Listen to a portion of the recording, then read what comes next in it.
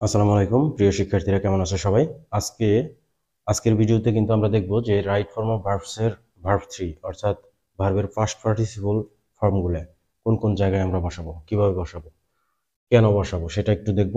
দেখো, ভিডিওটা কিন্তু খুবই গুরুত্বপূর্ণ, কারণ হচ্ছে এই জায়গাগুলোতে তোমরা কিন্তু সবচেয়ে বেশি ভুল করে থাকো ভার্বের পাস্ট পার্টিসিপল ফর্মে। তো ভার্বের পাস্ট পার্টিসিপল ফর্মগুলো আমরা বসাবো হ্যাভ, হ্যাজ, হ্যাড এর পরে। কোনো সেন্টেন্সে যদি হ্যাভ, হ্যাজ, হ্যাড থাকে, তবে এখানে কিন্তু দেখবা যে তোমরা হ্যাভ, হ্যাজ, হ্যাড এর পরে কোনো ভার্ব নাও থাকতে পারে। হ্যাভ, হ্যাজ, হ্যাড তখন প্রিন্সিপাল ভার্বের কাজ করবে, কিন্তু হ্যাভ, হ্যাজ, হ্যাড এইটার পরেও যদি কোনো ভার্ব থাকে, সেই ভার্বের পরে অবশ্যই তোমরা সেই ভার্বের পাস্ট পার্টিসিপল ফর্ম বসাবা। টু বি এবং হ্যাভিং এর পরে ভার্বের পাস্ট পার্টিসিপল ফর্ম বসবে। আমরা জানি মোডালের পরে কিন্তু ভার্বের বেস ফর্ম বসে। তো কিন্তু মোডালের পরে যদি আবার বি থাকে, তারপরে যদি ভার্ব থাকে, সেই ভার্বের কিন্তু পাস্ট পার্টিসিপল ফর্ম হবে। তো এটা একটু তোমাদের জন্য, তোমরা অনেকেই ভুল করো এটা, যে মোডালের পরে বেস ফর্ম বসে তোমরা শিখছো। এটা মোডাল দেখে অনেকেই তোমরা বেস ফর্ম বসাই দাও, কিন্তু দেখবা যে মোডালের পরে আবার বি আছে কিনা। তো বি, বিন, বিং, গেট, গট, গেটিং এগুলার পরে ভার্বের পাস্ট পার্টিসিপল ফর্ম বসে। আর ভয়েসের যে বিষয়টা, প্যাসিভ ভয়েসের কথা এখানে বলছি আমি। Passive voice, voice, active voice এবং প্যাসিভ ভয়েস যখন তোমরা দেখবা যে অ্যাক্টিভ ভয়েস থেকে যখন প্যাসিভ ভয়েস করা হয়, প্যাসিভ ভয়েস মানেই কিন্তু ভার্বের পাস্ট পার্টিসিপল ফর্ম, অর্থাৎ ভার্বের পাস্ট পার্টিসিপল ফর্ম ছাড়া কোনো প্যাসিভ ভয়েসই হবে না। সো এই প্যাসিভ ভয়েসে যে অক্সিলারি ভার্ব থাকবে, সেই অক্সিলারি ভার্বের পরে ভার্বের পাস্ট পার্টিসিপল ফর্মটাই হবে। তো এরপরে দেখবা যে তোমরা প্রেজেন্ট পারফেক্ট, অর্থাৎ যে কোনো পারফেক্ট টেন্সে ভার্বের পাস্ট পার্টিসিপল ফর্ম বসবে। সেটা হতে পারে প্রেজেন্ট পারফেক্ট, হতে পারে পাস্ট পারফেক্ট বা ফিউচার পারফেক্ট। কিন্তু যখন দেখবা যে প্রেজেন্ট পারফেক্ট কন্টিনিউয়াস যখন হবে, তখন কিন্তু আবার ভার্বের সাথে আইএনজি হবে। তো কিন্তু দেখবা যে পারফেক্ট টেন্স যেগুলো, শুধু perfect, present perfect, past perfect এবং ফিউচার পারফেক্ট, এগুলোর পরে ভার্বের পাস্ট পার্টিসিপল ফর্ম বসবে। এখানে কিছু এক্সাম্পল দেখাও, চলো আমরা সলভ করি এক্সাম্পলগুলো। হি র্যান এওয়ে হ্যাভিং, যেহেতু এখানে হ্যাভিং আছে, হ্যাভিং থাকার কারণে কিন্তু ভার্বের এখানে পাস্ট পার্টিসিপল ফর্ম হয়ে যাবে। কারণ হচ্ছে এই যে দেখো, টু বি এবং হ্যাভিং এর পরে ভার্বের পাস্ট পার্টিসিপল হয়। তো having seen, he ran away having seen the police. Example number 2, the work is to be done, to be থাকার কারণে ভার্বের পাস্ট পার্টিসিপল এখানে হবে টু বি ডান। তাহলে দেখো এক্সাম্পল নাম্বার 3, দেখো I got the door close by him. ক্লোজটা এখানে ভার্বের পাস্ট পার্টিসিপল ফর্মে হবে গট থাকার কারণে। দেখো যে গট থাকার কারণে কিন্তু, এই যে গট থাকার কারণে কিন্তু ভার্বের পাস্ট পার্টিসিপল ফর্ম হয়ে যাবে closed, I got the door closed by him. Example number 4, I had my car washed. আমি কিন্তু আগে একবার বলছি যে এখানে বলছি যে হ্যাড থাকার পরেও যদি ভার্ব থাকে, সেই ভার্বের পাস্ট পার্টিসিপল ফর্ম হবে ওয়াশড। সো সেন্টেন্সটা হলো, সঠিক সেন্টেন্সটা হলো আমাদের এখানে যে I had my car washed. এটার অর্থ হচ্ছে এরকম যে আমি আমার গাড়িটা পরিষ্কার করালাম, নিজে করলাম না, কিন্তু অন্যকে দিয়ে পরিষ্কার করালাম।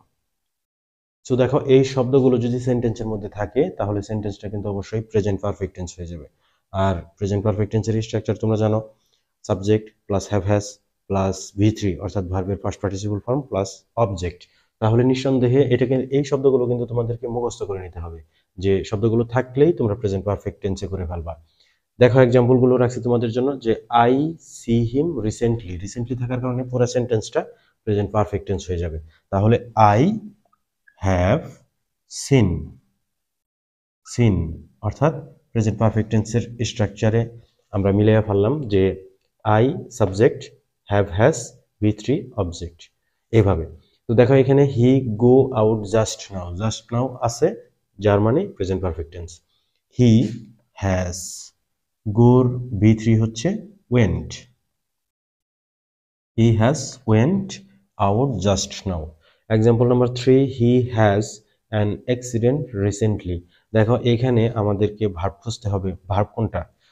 এখানে দেখো সেন্টেন্সটাতে ভার্ব হচ্ছে হ্যাজ, তাহলে এই হ্যাজটা কিন্তু এখানে প্রিন্সিপাল ভার্ব হিসেবে দেওয়া আছে। যেহেতু সেন্টেন্সে রিসেন্টলি আছে, সুতরাং আমরা প্রেজেন্ট পারফেক্ট টেন্সে করব।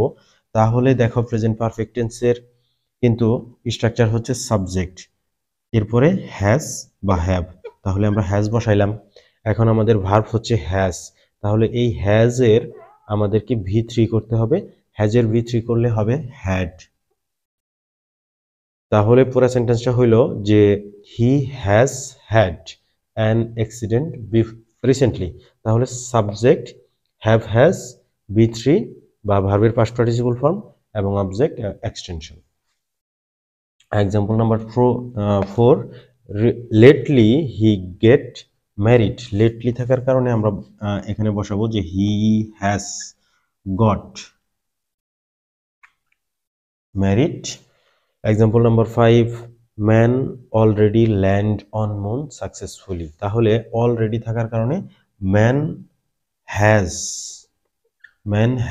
Already landed on moon successfully. এইখানে দেখো তোমরা কিন্তু man already has landed on moon successfully এইভাবে করলেও হবে, কিন্তু তোমরা যে অ্যাডভার্বগুলো যেগুলো এগুলো অক্সিলারি ভার্ব এবং প্রিন্সিপাল ভার্ব এই দুইটার মাঝখানে রাখার চেষ্টা করবা, তাহলে সেন্টেন্সটা আরো বেশি সুন্দর হবে এবং পারফেক্ট হবে। Man has already landed on moon successfully.